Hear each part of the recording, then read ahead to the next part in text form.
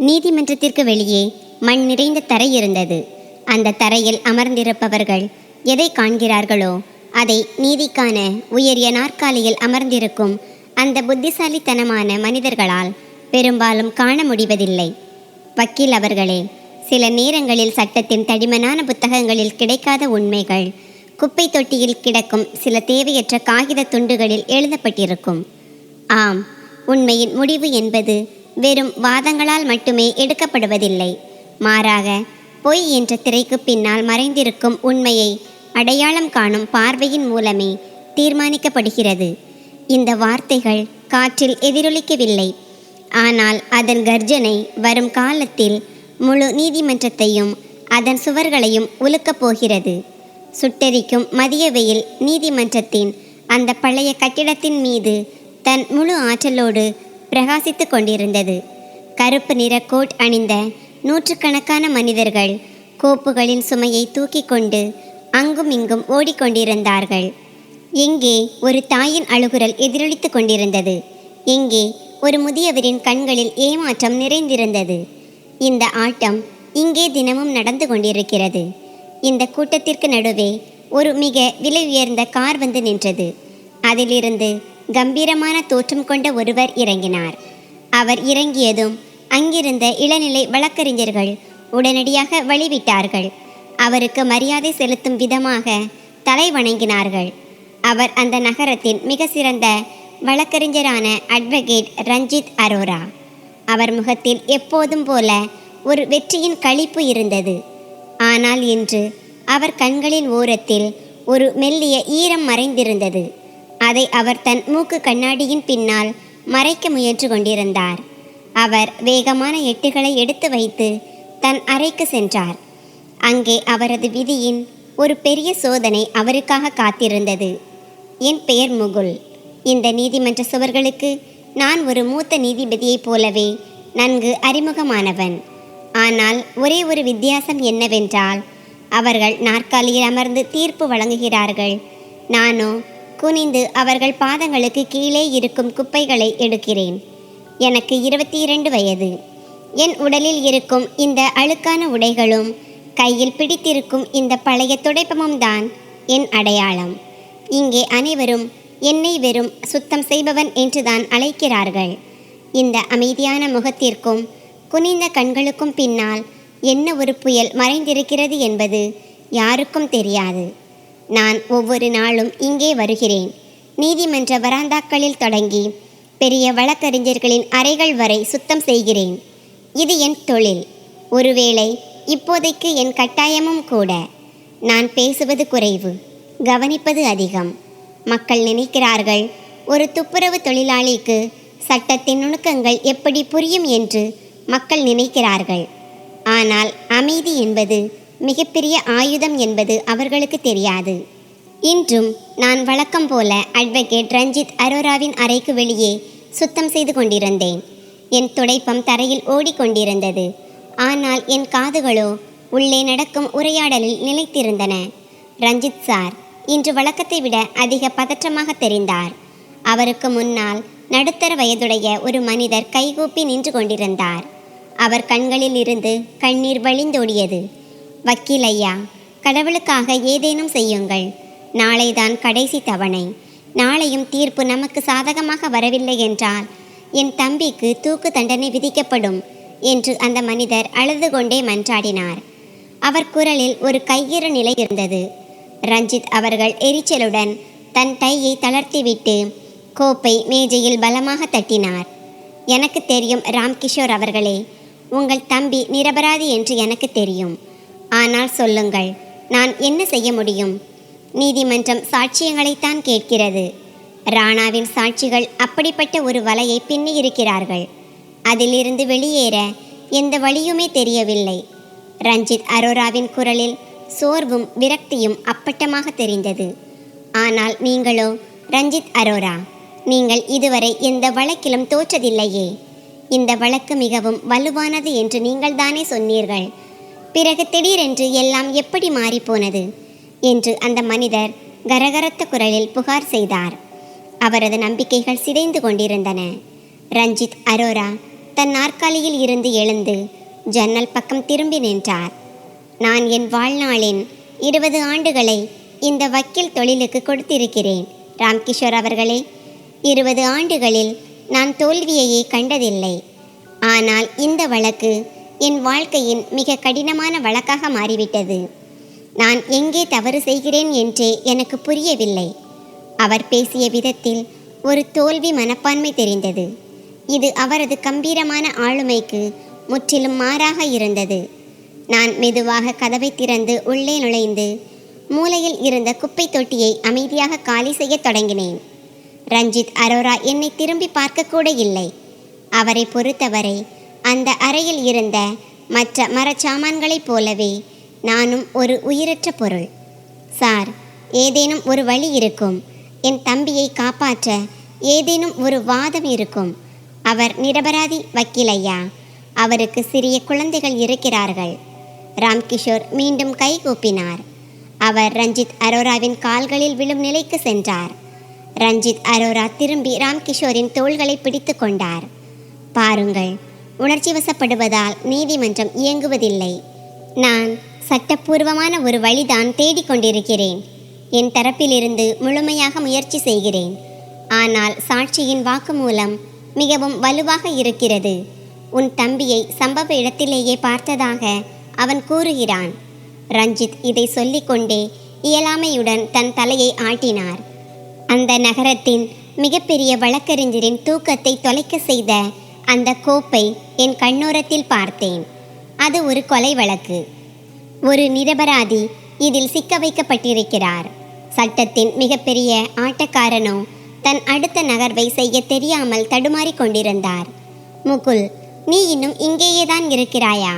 இங்கிருந்து போ, எனக்கு தனிமை தேவை. ரஞ்சித் அரோராவின் பார்வை திடீரென்று என் மீது விழுந்ததும் அவர் ஆவேசமாக கத்தினார். சரிங்க ஐயா, இதோ இந்த மேஜையை மட்டும் துடைத்து விடுகிறேன் என்று நான் நிதானமாக பதிலளித்து விட்டு மேஜையின் ஓரத்தை துணியால் துடைக்க தொடங்கினேன். ஐயா, இந்த கோப்பை மீண்டும் ஒரு முறை படியுங்கள் என்று கத்தி சொல்ல வேண்டும் என்று என் இதயம் துடித்தது. ஆனால் என் அந்தஸ்தோ என்னை மௌனமாக இருக்க சொன்னது.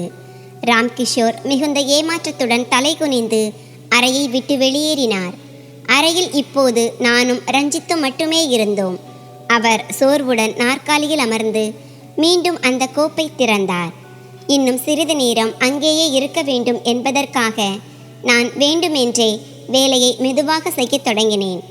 இந்த சாட்சி, இந்த ராணா, இவனுடைய வாக்குமூலம் என் அறிவுக்கு எட்டவே இல்லை. நேரத்தை பற்றி அவன் அவ்வளவு துல்லியமாக குறிப்பிடுகிறான். அவனிடம் எந்த தவறும் கண்டுபிடிக்கவே முடியவில்லையே. ரஞ்சித் அரோரா தமக்குத்தாமே பேசிக்கொண்டிருந்தார். அவர் கடுமையான மன அழுத்தத்திற்கு ஆளாகி இருந்தார். நான் சுத்தம் செய்து கொண்டே மேஜையின் அருகே சென்றேன். கோப்பில் திறந்திருந்த சில பக்கங்களின் மீது என் பார்வை விழுந்தது. அது எஃப்ஐஆர் நகல். அதனுடன் சாட்சிகளின் எழுத்துப்பூர்வமான வாக்குமூலங்கள் இணைக்கப்பட்டிருந்தன. நான் ஒரு கணம் என் துடைப்பத்தை நிறுத்திவிட்டு ஒரு மேலோட்டமான பார்வையை அதன் மீது வீசினேன். நீ போ முகுல், எனக்கு வெளியில் இருந்து காஃபி வாங்கி வரச் சொல். போகும்போது கதவையும் மூடிவிட்டு போ என்று தலையை உயர்த்தாமலேயே அவர் எனக்கு கட்டளையிட்டார். சரிங்க ஐயா என்று அமைதியாக சொல்லிவிட்டு வெளியே வந்தேன். வெளியே வந்து ஒரு நீண்ட மூச்சை இழுத்து விட்டேன். என் இதயம் பலமாக துடித்து கொண்டிருந்தது. உள்ளே அமர்ந்திருக்கும் அந்த மனிதர் ஒரு மிகப்பெரிய தவறை செய்கிறார் என்பது எனக்கு தெரியும். ஒரு நிரபராதியின் உயிரை பறிக்கக்கூடிய தவறு அது. நான் கேண்டீன் பக்கம் சென்று காஃபிக்கு சொன்னேன். என் மூளையில் மீண்டும் மீண்டும் அந்த கோப்புதான் ஓடிக்கொண்டிருந்தது. எஃப்ஐஆர் மற்றும் சாட்சிகளின் வாக்குமூலத்தில் ஒரு முக்கிய புள்ளி இருந்தது. முழு வழக்கின் போக்கையுமே மாற்றக்கூடிய ஒரு புள்ளி அது. சிறிது நேரம் கழித்து நான் காஃபி கோப்பையுடன் மீண்டும் அறைக்குள் நுழைந்தேன். ரஞ்சித் அவர்கள் அப்போதும் அந்த கோப்பையை உற்று பார்த்து கொண்டிருந்தார். அவருடைய நெற்றியில் வியர்வை துளிகள் மின்னின. ஐயா, உங்கள் காஃபி. நான் கோப்பையை மேஜை மீது வைத்தேன். அங்கே வை என்று அவர் சற்றே கடுகடுப்பான குரலில் கூறினார். ஆனால் நான் அங்கிருந்து நகரவில்லை. அங்கேயே நின்றேன். எனக்குள் ஒரு போரே நடந்து கொண்டிருந்தது. சொல்லவா வேண்டாமா? நான் சொன்னால் வேலை போய்விடலாம், சொல்லாவிட்டால் ஒரு நிரபராதி பலியாகி விடுவார். வேலையை இழக்கும் பயத்தை விட மனசாட்சியின் பாரம் அதிகமாக இருந்தது. நீ இன்னும் இங்கிருந்து போகவில்லையா என்று ரஞ்சித் சார் புருவங்களை உயர்த்தி அதட்டலாக கேட்டார். ஐயா, நீங்கள் தப்பாக நினைக்கவில்லை என்றால் நான் ஒரு விஷயம் சொல்லலாமா? என் குரல் மென்மையாக இருந்தது. ஆனால் அதில் எந்த நடுக்கமும் இல்லை. ரஞ்சித் அவர்கள் ஆச்சரியத்துடன் தலையை நிமிர்த்தி என்னை பார்த்தார். என்ன விஷயம்? பணம் வேண்டுமா என்ன என்று அவர் சாதாரணமாக கேட்டார். நான் அவரிடம் டிப்ஸ் கேட்க நிற்பதாக அவர் நினைத்து கொண்டார். இல்லை ஐயா, எனக்கு பணம் வேண்டாம். இந்த வழக்கை பற்றி உங்களிடம் ஒரு விஷயம் சொல்ல வேண்டும் என்று துணிச்சலை திரட்டி சொன்னேன். ரஞ்சித் அவர்களின் கண்களில் இப்போது அதிக வியப்பு தெரிந்தது. அவர் பலமாக சிரிக்கத் தொடங்கினார். நீ ஒரு துப்புரவு தொழிலாளி. நீ எனக்கு என் வழக்கை பற்றி சொல்லப் போகிறாயா? சட்டத்தின் எந்த பிரிவு இது என்று உனக்கு தெரியுமா? அவருடைய குரலில் கேலி கலந்த அவமதிப்பு இருந்தது. நான் பார்வையை தாழ்த்தி கொண்டேன். ஐயா, எனக்கு சட்டம் தெரியாது. ஆனால் உண்மைக்கும் பொய்க்கும் இடையிலான நேர வித்தியாசம் தெரியும் என்றேன். என் குரலில் பயம் இருந்தாலும் பேச்சில் ஒரு கனம் இருந்தது. நேர வித்தியாசமா? என்ன சொல்கிறாய்? புதிர் போடாமல் தெளிவாக பேசு, இல்லையென்றால் இங்கிருந்து கிளம்பு என்று அவர் கோபப்பட்டார். ஆனால் என் பேச்சு அவர் ஆர்வத்தை தூண்டிவிட்டது. ஐயா, உங்கள் முன்னால் இருக்கும் எஃப்ஐஆர் படி கொலை நடந்த நேரம் இரவு 11 மணி என்று எழுதப்பட்டிருக்கிறது என்று பயந்து கொண்டே அந்த பக்கத்தை சுட்டி காட்டினேன். ஆமாம், அது எனக்கு நன்றாக தெரியுமே என்று அவர் பொறுமையின்றி சொன்னார். அதே கோப்பில் பக்கம் 18 இருக்கும் சாட்சியின் வாக்குமூலத்தை பாருங்கள். அவன் கடையிலிருந்து வரும்போது கோயிலில் இரவு நேர ஆரத்தி வழிபாடு நடந்து கொண்டிருந்ததாக சொல்கிறான். அந்த சமயத்தில்தான் குற்றவாளியை பார்த்ததாக கூறுகிறான் என்று ஒரே மூச்சில் சொல்லி முடித்தேன். ரஞ்சித் அவர்கள் மௌனமானார். சில நொடிகள் என்னையே பார்த்து கொண்டிருந்தவர் வேகமாக அந்த பக்கத்தை திருப்பினார். அவர் விரல்கள் எஃப்ஐஆர் வரிகளிலும் பிறகு சாட்சியின் வாக்குமூலத்திலும் ஓடின. அறையில் மயான அமைதி நிலவியது.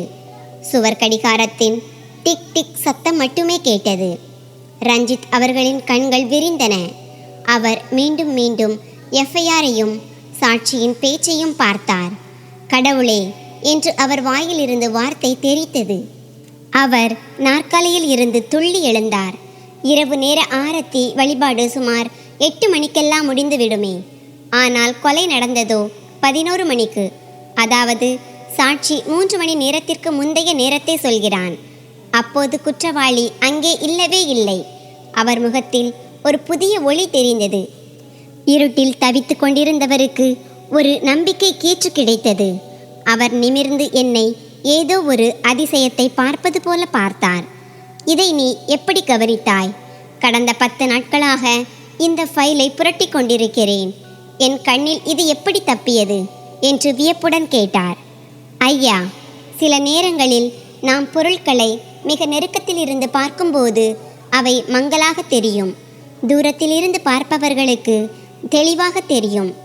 நான் சுத்தம் செய்து கொண்டிருக்கும் போது தற்செயலாக பார்த்தேன். உங்களிடம் சொல்ல வேண்டும் என்று தோன்றியது என்று யதார்த்தமாக சொன்னேன். நான் கிளம்ப முயன்றபோது நில் முகுல் என்று ரஞ்சித் சார் மேஜையை சுற்றி வந்து என் அருகே வந்தார். அவரது அணுகுமுறை இப்போது முற்றிலும் மாறிவிட்டது. நீ வெறும் துப்புரவு தொழிலாளி போல தெரியவில்லை.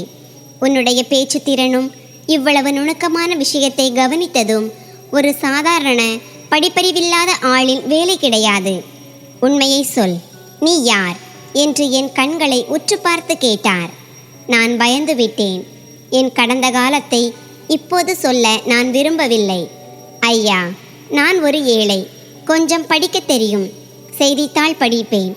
அதனால் இதையும் வாசித்தேன் என்று மழுப்ப முயன்றேன். கொஞ்சம் படிக்க தெரிந்து கொண்டு ஒரு சட்ட ஆவணத்தில் இவ்வளவு பெரிய ஓட்டையை கண்டுபிடிப்பதா? இல்லை, நீ என்னிடம் பொய் சொல்கிறாய். அவருடைய வழக்கறிஞர் மூளை மின்னல் வேகத்தில் வேலை செய்ய தொடங்கியது. ஏதோ ஒரு மர்மம் இருப்பதை அவர் உணர்ந்து கொண்டார்.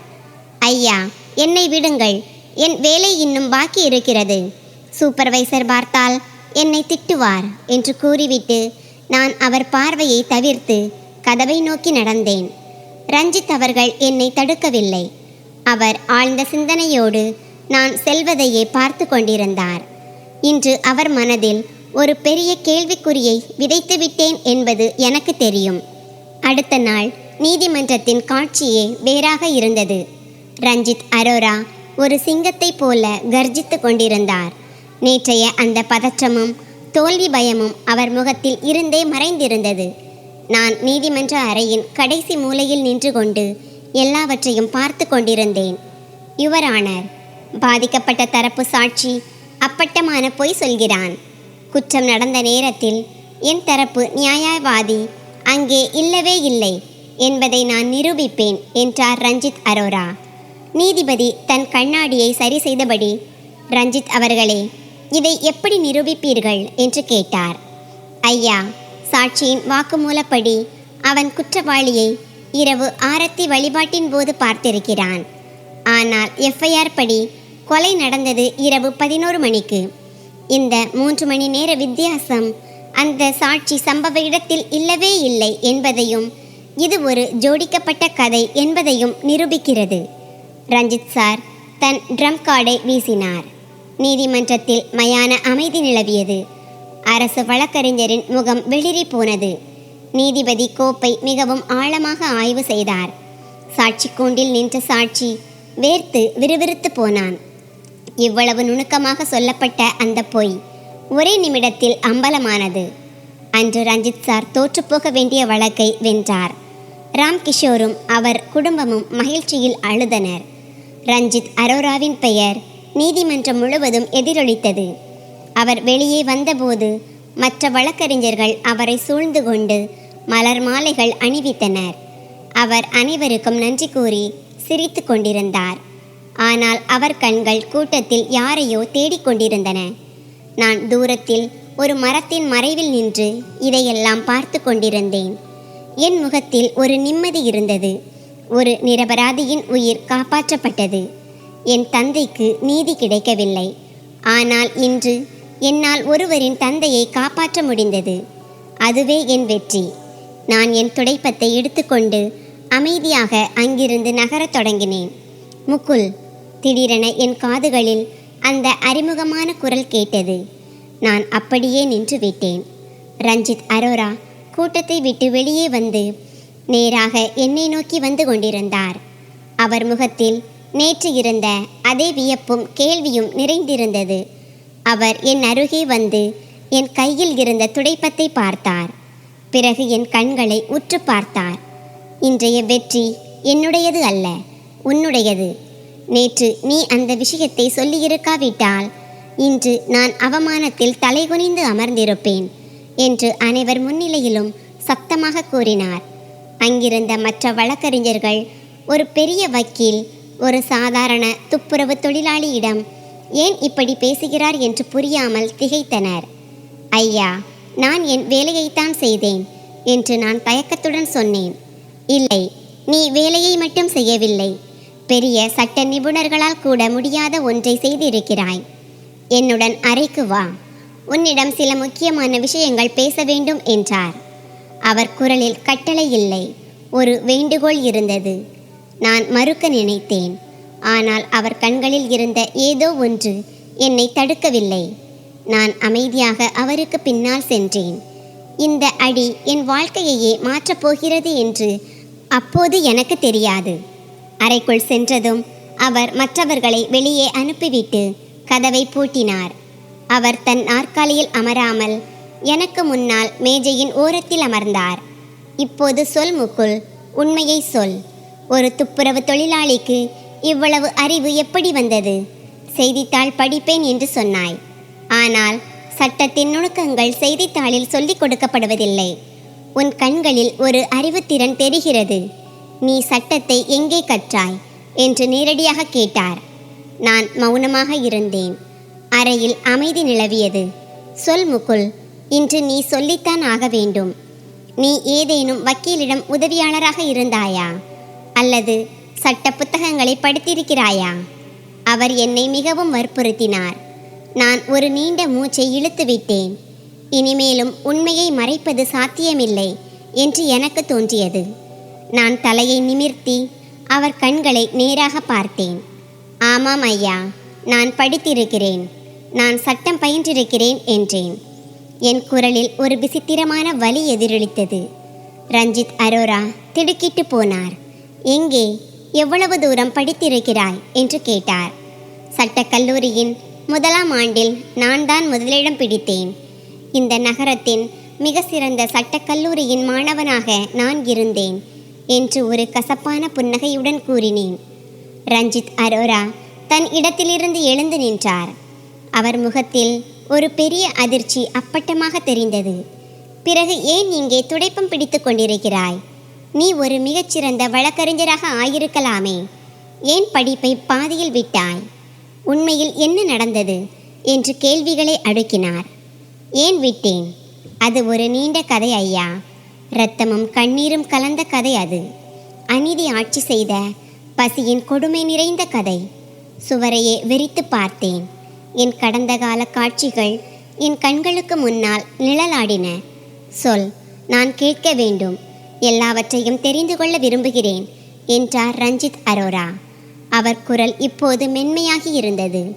ஐயா, நீதியின் தராசை பிடித்திருக்கும் கைகளே விலை போகும்போது, சட்டத்தை காப்பவர்களே சட்டத்தை சந்தையில் வைத்து விற்கும்போது, என்னை போன்ற திறமையான மாணவனின் கையிலிருந்து பேனாவை பிடுங்கிவிட்டு துடைப்பத்தை கொடுத்து விடுகிறார்கள். என் தந்தையும் ஒரு வழக்கறிஞர் தான் ஐயா, மிகப்பெரிய வழக்கறிஞர். இதை சொல்லும்போது என் தொண்டை அடைத்தது. ரஞ்சித் அரோரா அப்படியே சிலையைப் போல உறைந்து போனார். உன் அப்பா வழக்கறிஞரா? யார் அவர்? அவர் பெயர் என்ன என்று பதற்றத்துடன் கேட்டார். அவருக்கு ஏதோ ஒரு விபரீதம் புரிந்தது போல இருந்தது. நான் ஒரு கணம் தயங்கினேன். பெயரை சொல்லிவிடலாமா? இதுதான் சரியான நேரமா? இல்லை, இப்போது வேண்டாம். முழு உண்மையை இப்போதே சொல்ல முடியாது. ஐயா, பெயரை தெரிந்து கொண்டு என்ன செய்ய போகிறீர்கள்? அவர் இப்போது இந்த உலகில் இல்லை. ஒரு பொய்யான வழக்கு என் வாழ்க்கையையே பறித்து கொண்டது. என் படிப்பு செலவிற்காக வைத்திருந்த பணம் அவரது மருத்துவ செலவிற்கு சென்றது. புத்தகங்கள் பழைய பேப்பர் கடைக்கு சென்றன. இன்று நான் உங்கள் முன்னால் ஒரு சட்ட மாணவனாக அல்ல, ஒரு துப்புரவு தொழிலாளியாக நிற்கிறேன் என்று மழுப்பலாக சொன்னேன். என் தந்தை பெயர் அட்வொகேட் தீபக் திரிபாதி என்பதை இப்போதே அவரிடம் சொல்ல விரும்பவில்லை.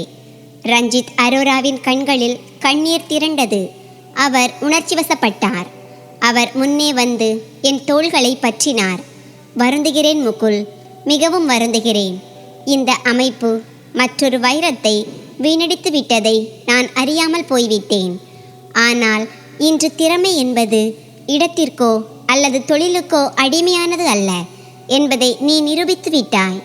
திடீரென கதவு பலமாக திறக்கப்பட்டு ஒருவன் மூச்சிறைக்க உள்ளே ஓடி வந்தான்.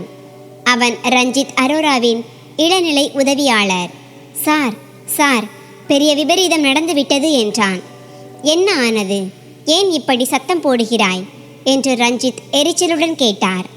கடந்த மாதம் நாம் வென்ற அந்த நிலத்தகராறு வழக்கில் எதிர்த்தரப்பினர் உயர் நீதிமன்றத்தில் மேல்முறையீடு செய்துள்ளனர். அவன் சற்று மூச்சு வாங்கிவிட்டு தொடர்ந்தான். நாம் சமர்ப்பித்தது போலி ஆவணங்கள் என்று அவர்கள் கூறுகிறார்கள். அது மட்டுமல்ல சார், உங்கள் மீது வழக்கறிஞர் நெறிமுறை மீறல் புகாரும் அளித்துள்ளனர். ரஞ்சித் அரோராவின் முகம் வெளிரி போனது. அவரது கௌரவத்தின் மீது விழுந்த முதல் தாக்குதல் இது. என்ன உளறுகிறாய்? என் 20 ஆண்டுகால வாழ்க்கையில் இதுவரை யாரும் என் மீது விரல் நீட்டியது கூட கிடையாது என்று அவர் ஆவேசமாக கத்தினார். அவர்களிடம் ஆதாரம் இருப்பதாக கூறுகிறார்கள். பழைய கோப்புகளையும் மீண்டும் தோண்டி எடுக்கப் போகிறார்களாம் என்று உதவியாளர் பயந்தபடி கூறினான். நான் அமைதியாக நின்று அனைத்தையும் கேட்டுக்கொண்டிருந்தேன். இயற்கையின் ஆட்டம் தொடங்கிவிட்டது. சில நிமிடங்களுக்கு முன்பு வெற்றி களிப்பில் இருந்த ரஞ்சித் அடுத்த கணமே ஒரு புதிய புதிரில் சிக்கிக்கொண்டார். ஐயா, நான் கிளம்புகிறேன் என்று என் துடைப்பத்தை எடுத்தேன். ரஞ்சித் என் பேச்சை காதில் வாங்கவில்லை. அவர் பதற்றத்தில் தலைப்பிடித்து அமர்ந்து விட்டார். நான் அறையை விட்டு வெளியே வந்தேன். வெளியே மாலை நேர இருள் பரவி கொண்டிருந்தது. நான் வானத்தை பார்த்தேன். கதை இனிதான் தொடங்குகிறது.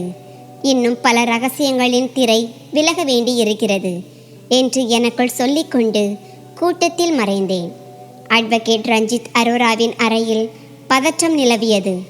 சற்று முன்பு இருந்த கொண்டாட்டம் போய் இப்போது பயமும் நிச்சயமற்ற தன்மையும் சூழ்ந்திருந்தது.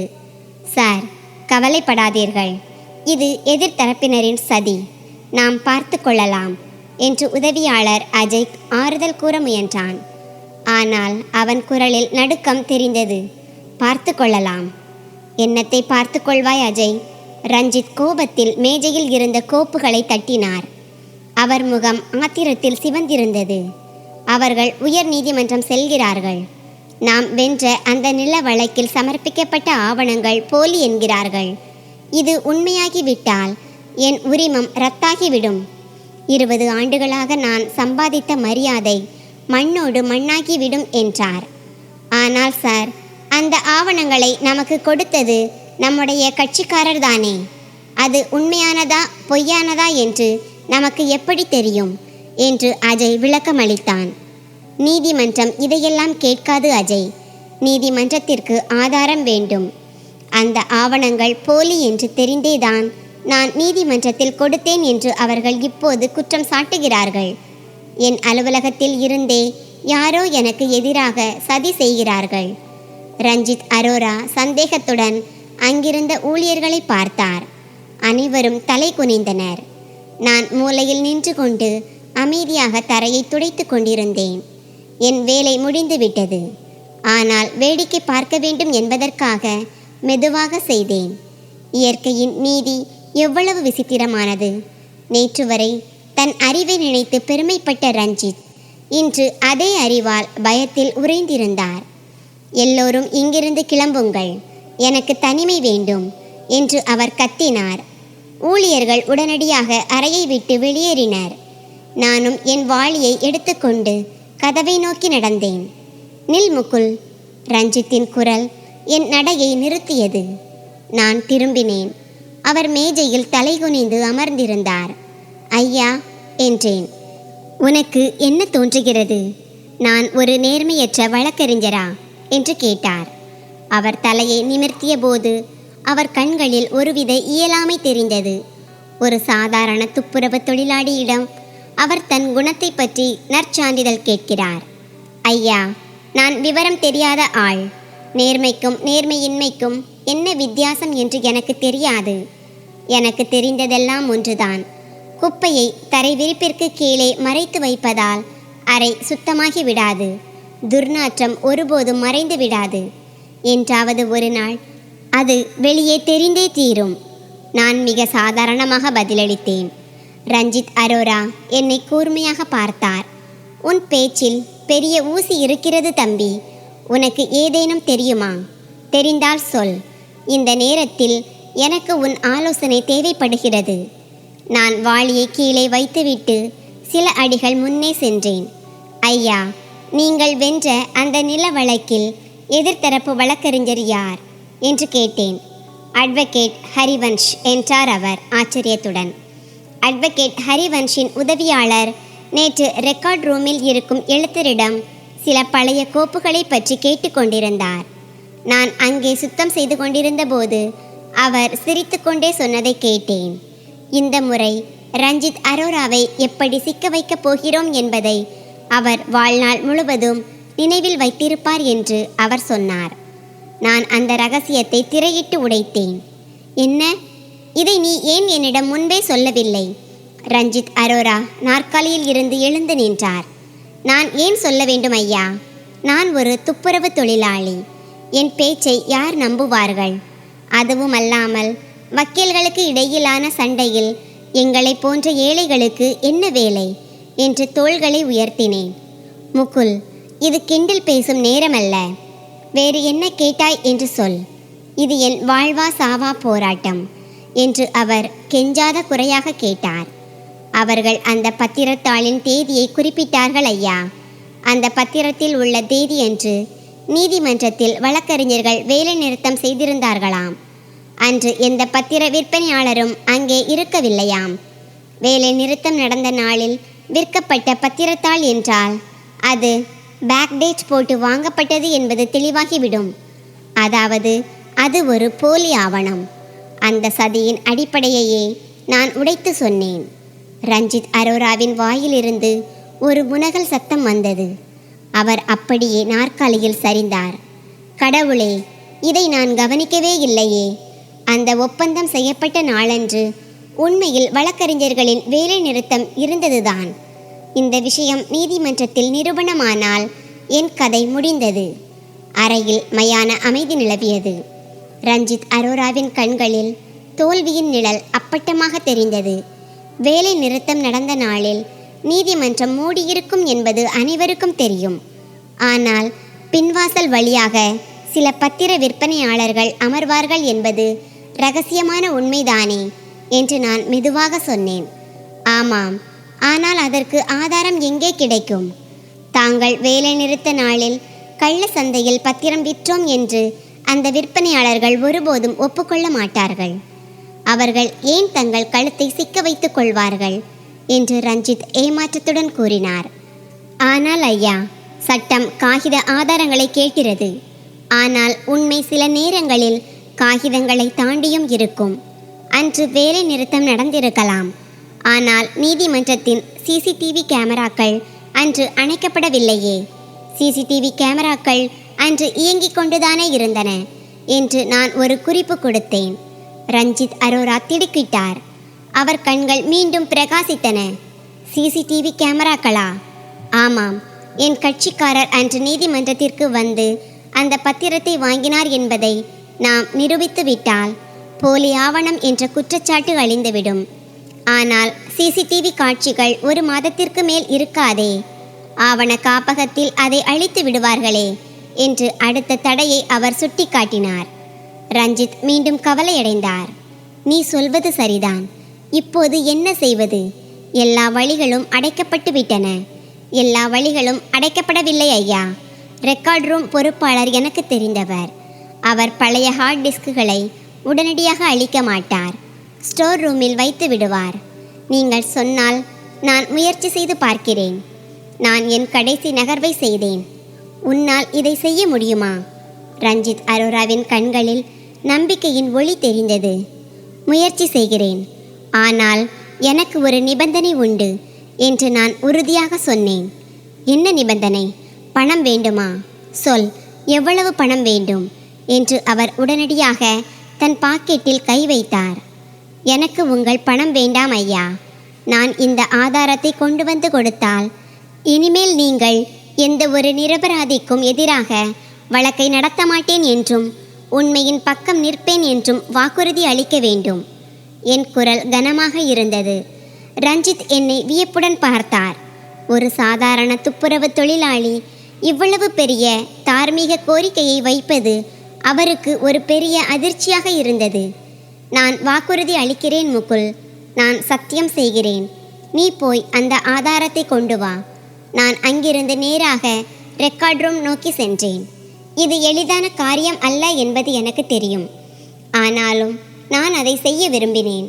ரஞ்சித் மீதுள்ள பரிதாபத்தால் அல்ல, மாறாக ஒரு மனிதன் தன் வாக்குறுதியில் எந்த அளவிற்கு உறுதியாக இருக்கிறான் என்பதை சோதிக்க விரும்பினேன். அவர் தன் வாக்கை காப்பாற்றினால் ஒருவேளை என்னை பற்றிய உண்மையை அவரிடம் சொல்லலாம் என்று நினைத்தேன். 1 மணி நேரம் கழித்து நான் மீண்டும் அவர் அறைக்குள் சென்றேன். என் கையில் ஒரு சிறிய யூஎஸ்பி இருந்தது. ரஞ்சித் அரோரா பதற்றத்துடன் அங்குமிங்கும் நடந்து கொண்டிருந்தார். என்னை பார்த்ததும் அவர் என் அருகே ஓடி வந்தார். கிடைத்து விட்டதா என்று கேட்டார். அவர் குரல் மிகவும் பலவீனமாக கேட்டது. ஆமாம் ஐயா, இதில் அந்த நாள் காட்சிகள் உள்ளன. உங்கள் கட்சிக்காரர் கேட் எண் 4 வழியாக உள்ளே வருவதும் அவர் கையில் பத்திரத்தாள் இருப்பதும் தெளிவாக தெரிகிறது. நான் யூஎஸ்பியை அவரிடம் கொடுத்தேன். அவர் உடனே அதை தன் லேப்டாப்பில் போட்டு பார்த்தார். திரையில் வீடியோ ஓடியது. நேரம் செல்ல செல்ல அவர் முகத்தில் இருந்த பதற்றம் மறைந்தது. இறுதியாக அவர் ஒரு நிம்மதி பெருமூச்சு விட்டு தன் நாற்காலியில் அமர்ந்தார்.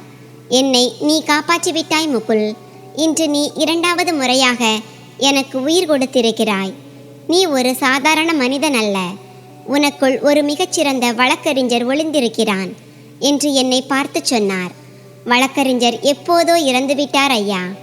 இப்போது இந்த துப்புரவு தொழிலாளி மட்டும்தான் உயிரோடு இருக்கிறான் என்று கசப்புடன் கூறிவிட்டு அங்கிருந்து நகரத் தொடங்கினேன். இல்லை முகுல், நில்.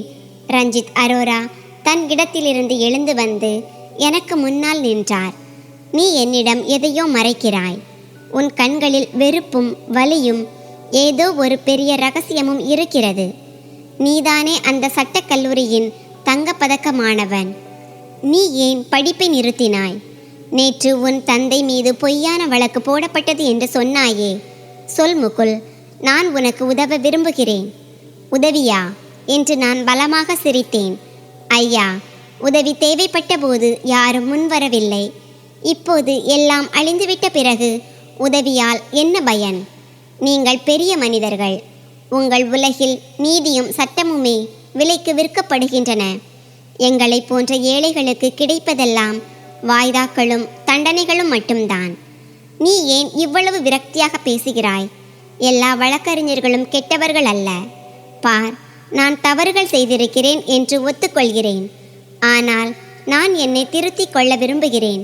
சொல், உன் தந்தை யார்? ஒருவேளை நான் அந்த வழக்கை மீண்டும் தொடங்கி உனக்கு நீதி பெற்றுத்தர முடியும் என்று ரஞ்சித் அரோரா வற்புறுத்தினார். அவர் பேசிய விதத்தில் ஒரு நேர்மை தெரிந்தது. நான் ஒரு கணம் மௌனமானேன். சொல்லிவிடலாமா? என் மனம் வேண்டாம் என்றது. இன்னும் சில சோதனைகள் பாக்கி இருக்கின்றன. இறந்தவர்கள் யாரும் மண்ணில் இருந்து திரும்பி வருவதில்லை. கடந்த காலத்தையும் மீட்க முடியாது. உங்கள் கௌரவத்தை காப்பாற்றிக் கொள்ளுங்கள். என்னை என் வேலையை செய்ய விடுங்கள். ஆனால் நீங்கள் எனக்கு ஒரு வாக்குறுதி கொடுத்திருக்கிறீர்கள் என்பதை மட்டும் நினைவில் கொள்ளுங்கள் என்று அவர் கண்களை உற்று பார்த்துவிட்டு சொன்னேன். ரஞ்சித் அரோரா மௌனமானார். நான் அவ்வளவு எளிதில் என் ரகசியத்தை வெளிப்படுத்த மாட்டேன் என்பதை அவர் புரிந்து கொண்டார். சரி முகுல், நான் உன்னை வற்புறுத்த மாட்டேன். ஆனால் ஒன்று நினைவில் வைத்துக்கொள். இந்த அறை உனக்காக எப்போதும் திறந்திருக்கும். நீ எப்போது வேண்டுமானாலும் இங்கே வரலாம். சுத்தம் செய்வதற்காக அல்ல, ஒரு சமமான மனிதனாக.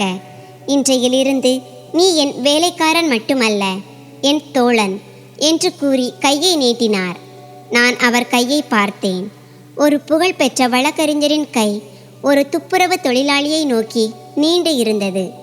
ஒரு கணம் என்னை நானே கட்டுப்படுத்தி கொண்டேன்.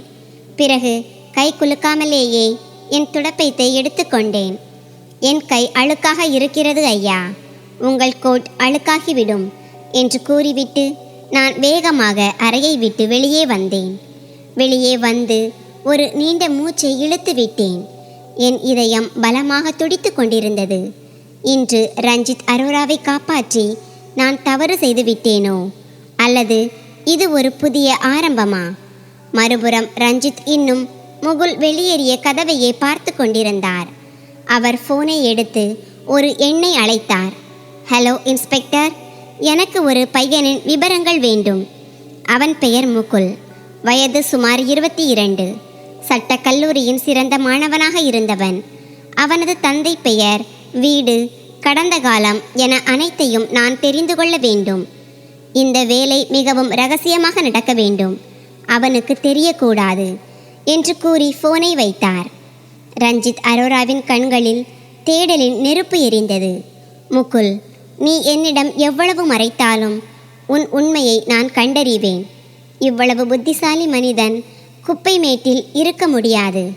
இதன் பின்னால் ஒரு பெரிய கதை இருக்கிறது என்று அவர் நினைத்து கொண்டார். நான் வராந்தாவில் நடந்து கொண்டு சில ஆண்டுகளுக்கு முன்பு என் தந்தைக்கு தண்டனை வழங்கப்பட்ட அந்த பழைய நீதிமன்ற அறையின் முன்னால் நின்றேன். அதே சுவர்கள், அதே நீதிபதி நாற்காலி. இப்போது கூண்டில் வேறு யாரோ ஒருவர். அப்பா, உங்கள் மகன் திரும்பி வந்துவிட்டான். துடைப்பத்தோடு வந்திருக்கிறான். ஆனால் கவலைப்படாதீர்கள், மிக விரைவில் இந்த துடைப்பத்தை கொண்டு இந்த மொத்த அமைப்பில் உள்ள அழுக்குகளையும் சுத்தம் செய்வேன். என் கண்களில் கண்ணீர் இல்லை. இன்று அவற்றில் பழிவாங்கலும் நீதியும் கலந்த ஒரு நெருப்பு இருந்தது. அட்வொகேட் ரஞ்சித் அரோராவின் அறையில் சூழல் மாறியிருந்தது. அவர் தன் மீதான போலி ஆவண புகாரில் இருந்து தப்பித்து விட்டார். ஆனால் இப்போது அவர் மூளையில் ஒரு புதிய வழக்கு ஓடிக்கொண்டிருந்தது. நான் என் வேலை நேரத்தை மாற்ற முயன்றேன். அவர் நீதிமன்றத்தில் இருக்கும்போது மட்டும் அங்கு செல்ல முயன்றேன். ஆனால் ரஞ்சித் அரோரா எனக்காக காவல் இருப்பது போல அமர்ந்திருந்தார். முகுல், இங்கே வா. ரஞ்சித்தின் குரல் எதிரொலித்தது. அவர் மேஜையில் கோப்புகளுக்கு நடுவே அமர்ந்திருந்தார். சொல்லுங்கள் ஐயா என்று கையில் துடைப்பத்துடன் தலை குனிந்தபடி உள்ளே நுழைந்தேன். அந்த முன்னால் இருக்கும் நாற்காலியில் அமர் என்று தலையை உயர்த்தாமலேயே கட்டளையிட்டார். ஐயா, நான் இப்படியே இருக்கிறேன். என் துணி அழுக்காக இருக்கிறது என்று மறுத்தேன். என் ரகசியம் பாதுகாக்கப்பட வேண்டும் என்பதற்காக நான் என் எல்லைக்குள்ளேயே இருக்க விரும்பினேன். அமர், இது ஒரு வழக்கறிஞரின் அறை. இங்கே உடைகளின் தூய்மையை விட மூளையின் தூய்மைதான் பார்க்கப்படுகிறது என்றார் அவர் அதிகாரமாக. நான் தயக்கத்துடன் நாற்காலியின் ஓரத்தில் சாய்ந்து அமர்ந்தேன். இதய துடிப்பு கட்டுக்கடங்காமல் இருந்தது. அவருக்கு உண்மை தெரிந்துவிட்டதா? இன்ஸ்பெக்டர் அறிக்கை கொடுத்து விட்டாரா? ரஞ்சித் அரோரா தன் மூக்கு கண்ணாடியை கழற்றி மேஜை மீது வைத்தார். முகுல், இன்று என்னிடம் எந்த வழக்கு வந்திருக்கிறது என்று உனக்கு தெரியுமா என்று திடீரென கேட்டார். எனக்கு எப்படி தெரியும் ஐயா? நான் வெறும் துப்புரவு தொழிலாளிதானே என்று தெரியாதது போல நடித்தேன். முகுல், என்னிடம் நடிக்காதே. நீ இருமுறை என் மானத்தை காப்பாற்றி இருக்கிறாய். நீ என்னை ஏமாற்ற முடியாது. இந்த வழக்கு ஒரு கைம்பெண் தொடர்பானது. ஒரு நில உரிமையாளர் அந்த பெண்ணின் நிலத்தை அபகரித்து கொண்டான். ஆவணங்கள் அனைத்தும் அந்த நில உரிமையாளரிடம் உள்ளன. அந்த பெண்ணிடமோ வெறும் கண்ணீர் மட்டுமே மிஞ்சியுள்ளது. சட்டம் ஆதாரத்தை எதிர்பார்க்கிறது. என்னிடமோ எதுவுமே இல்லை. ரஞ்சித்தின் குரலில் ஒரு விசித்திரமான ஏமாற்றம் தெரிந்தது. ஒருவேளை அவர் என்னை சோதிக்கிறாரோ என்று தோன்றியது. ஐயா, அப்படியானால் கடவுள்தான் உதவ வேண்டும் என்று நான் சுருக்கமாக பதிலளித்தேன்.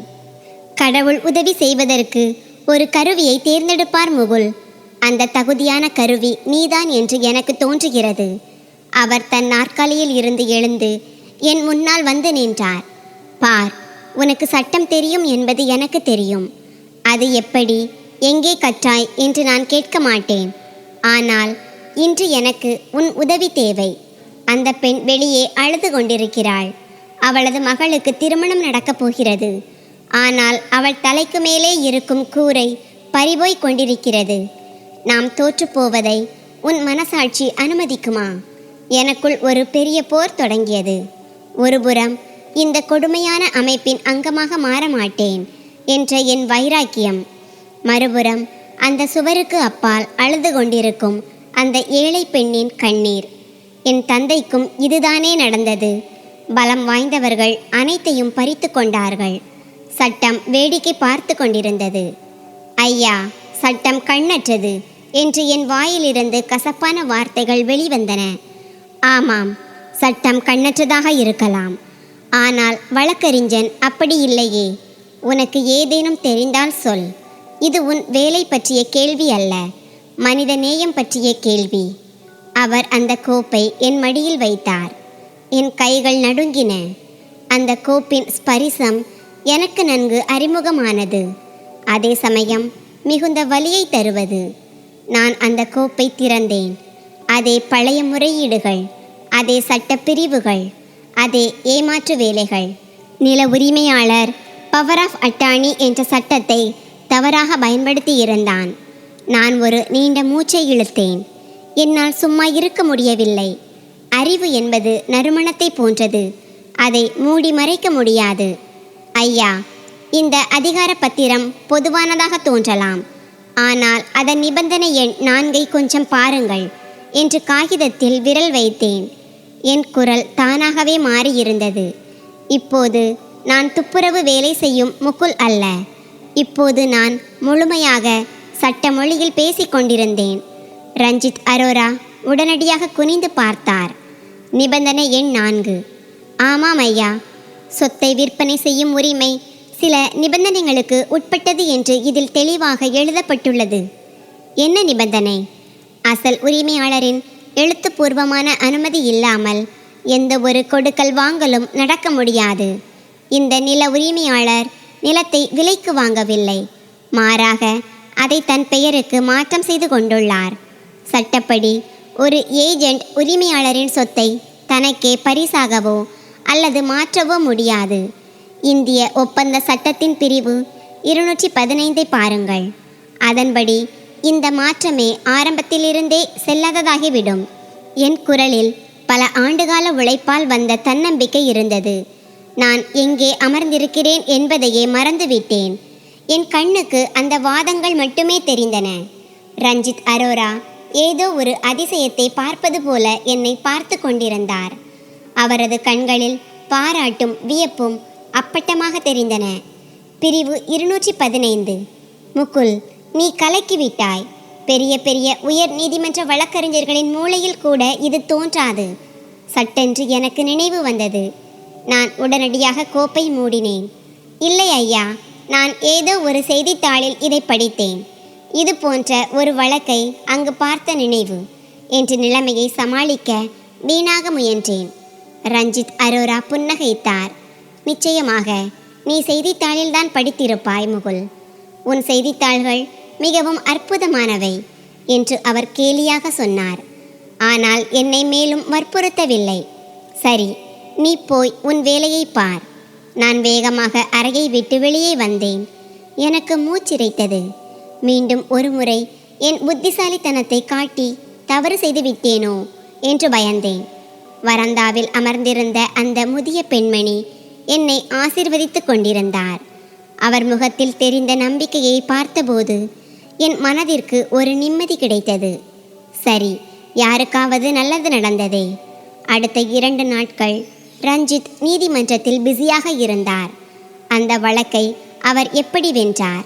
நில உரிமையாளரின் வழக்கறிஞர்கள் வாயெடுத்து போய் நின்றனர். வழக்கறிஞர்கள் சங்க அறையில் ரஞ்சித் அரோராவின் புத்திசாலித்தனம் பற்றியே பேச்சாக இருந்தது. ஆனால் இந்த வெற்றியின் உண்மையான நாயகன் யார் என்பது அவருக்கு தெரியும். 3வது நாள் மாலை நான் நூலகத்தில் சுத்தம் செய்து கொண்டிருந்தேன். அலுவலகமே காலியாகிவிட்டது. ரஞ்சித் சார் மட்டும் தன் அறையில் இருந்தார். திடீரென்று என் ஃபோன் அடித்தது. என் தாயின் மருத்துவர் அழைத்திருந்தார். முகுல், உன் தாயின் உடல்நிலை மிகவும் மோசமடைந்துள்ளது. மருந்துகள் தீர்ந்துவிட்டன. இன்று இரவு இந்த ஊசி போடப்படவில்லை என்றால் மூச்சு நின்றுவிடக்கூடும். மருத்துவர் சொன்ன வார்த்தைகள் என் காலடியில் இருந்து தரையை நழுவ செய்தன. டாக்டர், நான் பணத்திற்கு ஏற்பாடு செய்கிறேன். தயவு செய்து சிறிது நேரம் பொறுத்திருங்கள் என்று கெஞ்சியபடி கூறிவிட்டு ஃபோனை வைத்தேன். என் பாக்கெட் காலியாக இருந்தது. சம்பளம் வர இன்னும் 10 நாட்கள் இருந்தன. இப்போது நான் என்ன செய்வேன்? யாரிடம் கடன் கேட்பேன்? கொடுப்பார் யாரும் இல்லை. நான் இந்த தவிப்பில் இருந்தபோது ரஞ்சித் அரோரா அறையை விட்டு வெளியே வந்தார். என் பதற்றத்தை பார்த்தார். என்ன முகுல், ஏன் முகம் வெளிரி போய் இருக்கிறது என்று அவர் கனிவுடன் கேட்டார். ஒன்றுமில்லை ஐயா, வீட்டில் ஒரு சிறிய பிரச்சனை என்று நான் அவர் பார்வையை தவிர்த்தேன். பணப்பிரச்சனைதானே? அவர் உடனடியாக புரிந்து கொண்டார். நான் மௌனமாக இருந்தேன். என் மௌனமே என் சம்மதமாக இருந்தது. எவ்வளவு ரூபாய் வேண்டும் என்று அவர் தன் பர்ஸை எடுத்தார். எனக்கு பிச்சை வேண்டாம், கடனாக வாங்கிக் கொள்கிறேன். என் சம்பளத்தில் பிடித்து கொள்ளுங்கள். என் சுயமரியாதை இன்னும் உயிரோடு இருந்தது.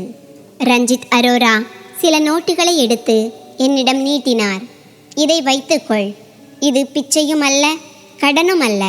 கடந்த 3 வழக்குகளில் நீ எனக்கு கொடுத்த ஆலோசனைகளுக்கான கட்டணம் இது. அவர் புன்னகைத்தார். நான் வியப்புடன் அவரை பார்த்தேன். உன் தாய்க்காக இதை வாங்கிக்கொள் முகுல்.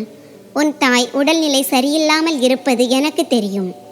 அவர் கட்டாயப்படுத்தி அந்த பணத்தை என் கையில் கொடுத்தார்.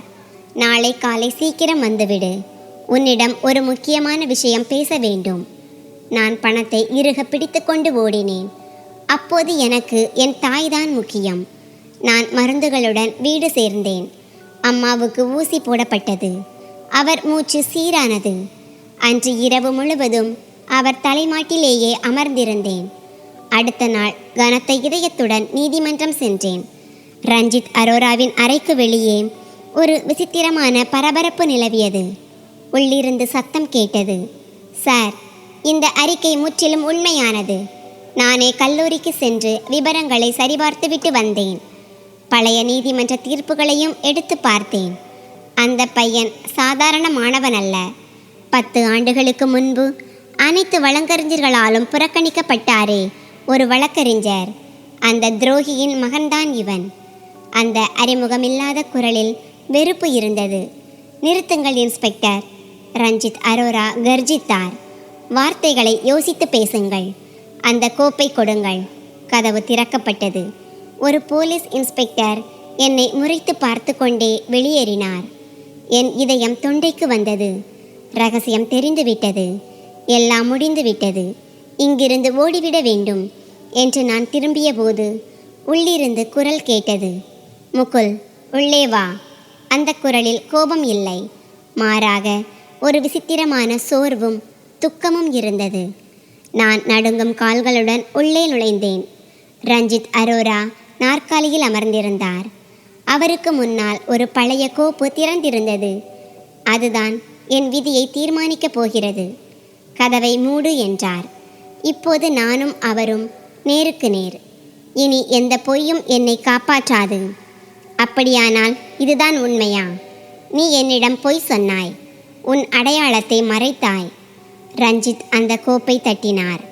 அவர் கண்கள் என் கண்களை ஊடுருவின. நீ ஏதோ ஒரு ஏழை எழுத்தரின் மகன் என்று நினைத்தேன். ஆனால் நீயோ நாங்கள் அனைவரும் நீந்தி கொண்டிருக்கும் இந்த சட்டக்கடலில் சிறந்த நீச்சல் வீரனாக இருக்கிறாய். ஐயா, இது உங்களுக்கு தெரிய வேண்டும் என்று நான் விரும்பவில்லை. வயிற்று பிழைப்புக்காகவே இங்கு வந்தேன் என்றேன். வயிற்று பிழைப்பா? அவர் கசப்புடன் சிரித்தார். இவ்வளவு கூர்மையான அறிவு, இவ்வளவு சட்ட நுணுக்கம் தெரிந்த நீ துடைப்பம் பிடித்து பிழைப்பு நடத்துகிறாயா? நீ தங்கப்பதக்கம் பெற வேண்டிய மாணவன். ஏன் அனைத்தையும் விட்டாய்? உன் தந்தைக்கு அநீதி நடந்ததால் மட்டுமா? ஐயா, அது அநீதி அல்ல, அது ஒரு கொலை, நீதியின் கொலை. பொய்யான சாட்சிகளாலும் விலைபோன வழக்கறிஞர்களாலும் என் தந்தை கொல்லப்பட்டார். இந்த நீதிமன்றமே அவருக்கு சவப்பெட்டியை தயாரித்தது. இந்த தொழிலையே நான் வெறுக்கிறேன் ஐயா. நான் பட்டினியாக கூட சாவேன், ஆனால் வழக்கறிஞராக மாட்டேன். ரஞ்சித் அரோரா எழுந்து நின்றார். வெறுக்கிறாய் என்றால் பிறகு ஏன் எனக்கு உதவினாய்? ஏன் அந்த விதவை பெண்ணுக்கு சட்ட வழி காட்டினாய்? ஏன் அந்த போலி பத்திரத்தை கண்டுபிடித்தாய்? உன் இரத்தத்திலேயே சட்டம் இருக்கிறது. உன்னிடமிருந்து நீ ஓடலாம், ஆனால் உன் விதியிடமிருந்து ஓட முடியாது. ஐயா, என்னை விடுங்கள். என் கணக்கை முடித்து விடுங்கள். நான் என் தோல்வியை ஒத்துக்கொண்டேன். கணக்கா? கணக்கு இனிதான் ஆரம்பமாகிறது முகுல். ரஞ்சித் அந்த கோப்பை எடுத்துக்கொண்டு என் அருகே வந்தார். இந்த கோப்பை நான் இன்னும் முழுமையாக படிக்கவில்லை. ஆனால் இதில் இருக்கும் பெயர் என்னை நிலைகுலைய செய்கிறது. சொல் முகுல், உன் தந்தை பெயர் என்ன? நான் யாருடைய மகனை என் அலுவலகத்தில் துடைப்பம் பிடிக்க வைத்திருந்தேன் என்று உன் வாயாலேயே கேட்க விரும்புகிறேன். அவர் குரலில் இருந்த வலி என்னை கட்டி போட்டது. உண்மையை சந்திக்கும் நேரம் வந்துவிட்டது. நான் என் தலை நிமிர்ந்தேன். என் கண்களில் கண்ணீர் இருந்தது, ஆனால் பார்வை உறுதியாக இருந்தது. தெரிந்து கொள்ள வேண்டுமா? கேளுங்கள் ஐயா. என் தந்தையின் பெயர் அட்வொகேட் தீபக் திரிபாதி. பல ஆண்டுகளாக என் நெஞ்சில் புதைத்து வைத்திருந்த அந்த பெயரை ஒரு வழியாக சொல்லிவிட்டேன். அந்த பெயரை கேட்டதும் ரஞ்சித் அரோராவின் கையில் இருந்த கோப்பு நழுவி தரையில் விழுந்தது. அவர் முகம் இரத்தமே இல்லாதது போல வெளிரி போனது. அவர் கால்கள் தள்ளாடின. ஆதரவிற்காக மேஜையின் ஓரத்தை பிடித்து கொண்டார். தீபக் திரிபாதியா? அவர் உதடுகள் நடுங்கின. 10 ஆண்டுகளுக்கு முன்பு நீதிமன்றத்தின் கௌரவத்தை குலைத்ததாக லஞ்ச புகாரில் தண்டிக்கப்பட்டாரே, அதே தீபக் திரிபாதியா? ஆமாம், அதே தீபக் திரிபாதிதான். தன் சக தோழர்களாலேயே முதுகில் குத்தப்பட்டவர். உண்மையின் உருவமாக இருந்தவரை இந்த உலகம் சாத்தானாக சித்தரித்தது என்று நான் ஆவேசமாக பதிலளித்தேன். நான் பேசிய பிறகு என் கன்னங்களில் இருந்த கண்ணீரை துடைத்து கொண்டேன். ரஞ்சித் அரோராவின் கண்களிலும் கண்ணீர் வழிந்தது. அவர் ஒரு குற்றவாளியைப் போல தலைகுனிந்து நாற்காலியில் அமர்ந்தார். நீ என் குருவின் மகன் என்றார். நான் அதிர்ச்சி அடைந்தேன். குருவா? ரஞ்சித் அரோரா கலங்கிய கண்களுடன் என்னை பார்த்தார். ஆமாம் முகுல், அட்வொகேட் தீபக் திரிபாதி தான் என் குரு. நான் வக்கீல் தொழிலின் முதல் பாடத்தை அவரிடம்தான் கற்றேன். அவர் எனக்கு தந்தை போன்றவர். அவர் உங்கள் குருவென்றால் அவர் கஷ்டப்பட்ட போது நீங்கள் எங்கே இருந்தீர்கள்? இந்த உலகம் அவர் மீது துப்பிய போது நீங்கள் ஏன் அவருடன் நிற்கவில்லை? என் குரலில் புகார்கள் நிறைந்திருந்தன. ரஞ்சித் அரோரா தன் முகத்தை கைகளால் மூடிக்கொண்டார். அவர் தோள்கள் நடுங்கின. நான் அப்போது நாட்டில் இல்லை முகுல்.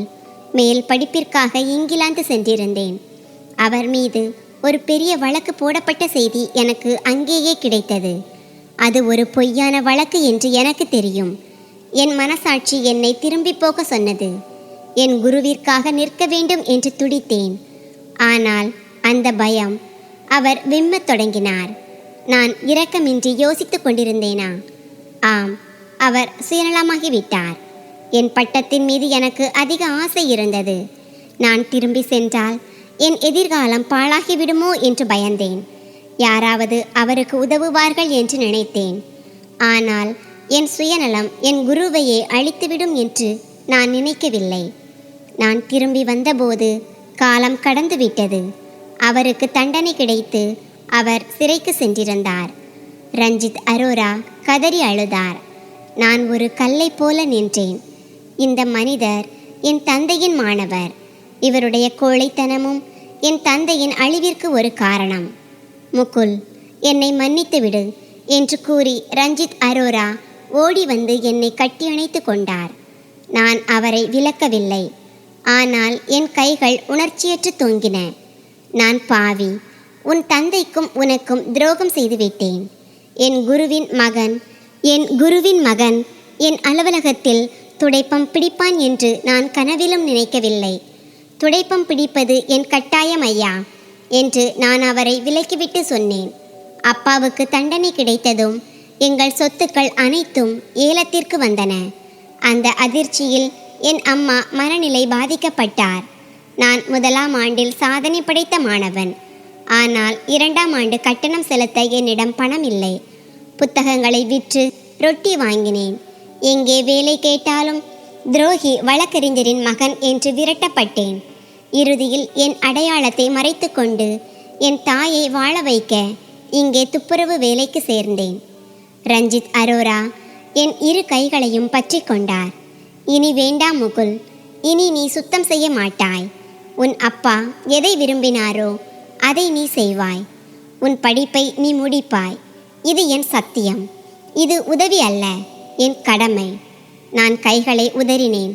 வேண்டாம், எனக்கு இந்த நீதிமன்றத்தின் மீதே வெறுப்பு. நான் இங்கே வயிற்று பிழைப்புக்காக மட்டுமே வருகிறேன். நான் வழக்கறிஞராக மாட்டேன். இந்த கருப்பு அங்கி என் தந்தையை விழுங்கிய பாம்பு.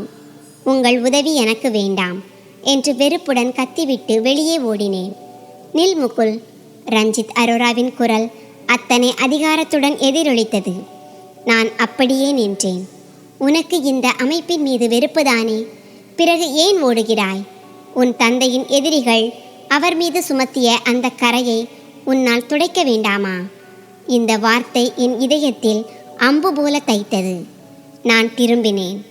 நான் என் கண்களால் காண முடியாத உண்மைகளை நீ காண வேண்டும் என்று கடவுள் விரும்புகிறார். என் பாவங்களுக்கு பரிகாரம் செய்யவே கடவுள் உன்னை இங்கே அனுப்பியிருக்கிறார். உன் தந்தைக்கு நீ நீதி பெற்றுத்தர வேண்டாமா? ஒரு சிறந்த வழக்கறிஞனாக உருவெடு முகுல். தீபக் திரிபாதி நிரபராதி என்று உலகிற்கு சொல். உன் கடைசி மூச்சு வரை நான் உன்னுடன் இருப்பேன். ரஞ்சித் அரோராவின் கண்களில் ஒரு வைராக்கியம் தெரிந்தது. நான் யோசித்தேன், வாழ்நாள் முழுவதும் வெறுப்பை மட்டும் சுமப்பதா அல்லது எதையாவது சாதிப்பதா? என் தந்தையின் ஆத்மா என்னை அழைப்பது போல இருந்தது. நான் சம்மதமாக தலையசைத்தேன். அன்று என் கையில் இருந்து துடைப்பம் நழுவியது. பேனா அந்த இடத்தை நிரப்பியது. 3 ஆண்டுகள் கடந்துவிட்டன. நீதிமன்ற அறை கூட்டத்தால் நிரம்பி வழிந்தது. இன்று அதே நீதிமன்றத்தில் வரலாறு திரும்பியது. கூண்டில் ஒரு குற்றவாளி இல்லை, ஒரு கோப்பு இருந்தது. அட்வொகேட் தீபக் திரிபாதியின் கோப்பு.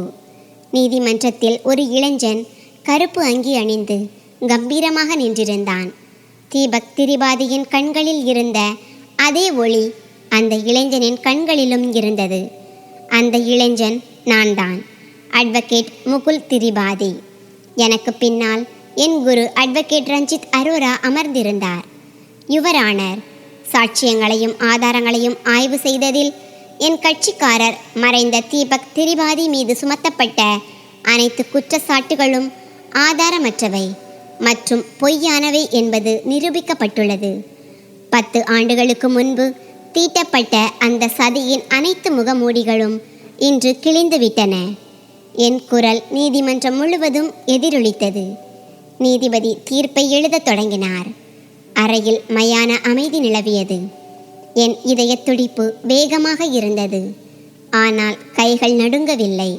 கிடைக்கப்பெற்ற அனைத்து சான்றுகளின் அடிப்படையில் மறைந்த அட்வொகேட் தீபக் திரிபாதி நிரபராதி என்ற முடிவுக்கு இந்த நீதிமன்றம் வருகிறது.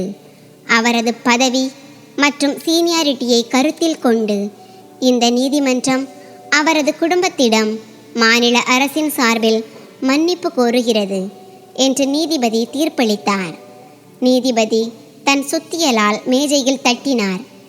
அந்த ஒரு சத்தம் என் வாழ்க்கையின் திசையையே மாற்றிவிட்டது. நீதிமன்ற அரங்கம் கைதட்டல்களால் அதிர்ந்தது. என் தந்தை மீது சுமத்தப்பட்டிருந்த கரை துடைக்கப்பட்டது. நான் வானத்தை பார்த்து புன்னகைத்தேன். அப்பா, நீங்கள் ஜெயித்து விட்டீர்கள். நான் திரும்பி பார்த்தபோது ரஞ்சித் அரோரா அழுது கொண்டே நின்று கொண்டிருந்தார். அவரது தோள்களில் இருந்து ஒரு பெரிய பாரம் இறங்கியது போல தெரிந்தது. நான் வேகமான எட்டுகளை எடுத்து வைத்து அவரை நோக்கி சென்றேன். அவர் என்னை கட்டியணைக்க கைகளை விரித்தார். ஆனால் நான் அவரை கட்டியணைக்கவில்லை. மாறாக குனிந்து அவர் பாதங்களை தொட்டு வணங்கினேன். இது உங்களால் மட்டுமே சாத்தியமானது குருவே என்றேன். ரஞ்சித் அரோரா என்னை தூக்கி இறுக கட்டியணைத்து கொண்டார். இல்லை மகனே, இது உன்னால் தான் நடந்தது. இன்று என் குருவின் ஆத்மா சாந்தியடையும். நீதிமன்றத்தில் வெற்றியின் உற்சாகம் நிலவியது. மக்கள் எனக்கு வாழ்த்துக்களை தெரிவித்தனர். ஒரு பத்திரிகையாளர் மைக்கை எனக்கு முன்னால் நீட்டினார். அட்வொகேட் முகுல் திரிபாதி, இவ்வளவு குறுகிய காலத்தில் இத்தனை கடினமான வழக்கை எப்படி வென்றீர்கள்? உங்கள் வெற்றியின் ரகசியம் என்ன? நான் புன்னகைத்தேன். நான் ஒரு காலத்தில் துடைப்பத்தை வைக்கும் அந்த பழைய மூலையை திரும்பி பார்த்தேன். என் வெற்றியின் ரகசியமா? நான் பெருமையுடன் என்னை பார்த்து கொண்டிருந்த ரஞ்சித் அரோராவை ஒருமுறை ஏறிட்டேன். நீதி என்பது வெறும் சட்ட புத்தகங்களில் மட்டுமில்லை என்பதை நான் புரிந்து கொண்டேன். நீதியை ஒரு துடைப்பத்தை கொண்டும் கற்றுக்கொள்ள முடியும். அதற்கு பார்ப்பதற்கு கூர்மையான கண்ணும் உண்மையை தேடும் ஆர்வமும் இருந்தால் போதும். நான் துப்புரவு வேலை செய்தபோது அழுக்கை அடையாளம் காண கற்றுக்கொண்டேன். இன்று வக்கீலாக அந்த அழுக்கை சுத்தம் செய்து கொண்டிருக்கிறேன். இனிமேல் மற்றொரு தீபக் திரிபாதி அநீதியாக கொல்லப்படக்கூடாது என்பதே எனதும் என் குருவினதும் ஒரே நோக்கம். அன்று அந்த நீதிமன்றத்தின் சுவர்கள் ஒரு துப்புரவு தொழிலாளி சட்ட உலகில் உண்மையின் புதிய அடையாளத்தை படைத்ததற்கு சாட்சியாக நின்றன. இது உண்மைதான். திறமையை பூட்டி வைக்கலாம், ஆனால் அதை ஒருபோதும் நசுக்க முடியாது. நண்பர்களே, இந்த கதை உங்களுக்கு எப்படி இருந்தது என்று கருத்து தெரிவிக்கவும். கதை பிடித்திருந்தால் அதை விரும்பி உங்கள் நண்பர்களுடன் பகிர்ந்து கொள்ளுங்கள். இது போன்ற புதிய சுவாரஸ்யமான கதைகளுக்கு எங்கள் சேனலை சப்ஸ்கிரைப் செய்யுங்கள்.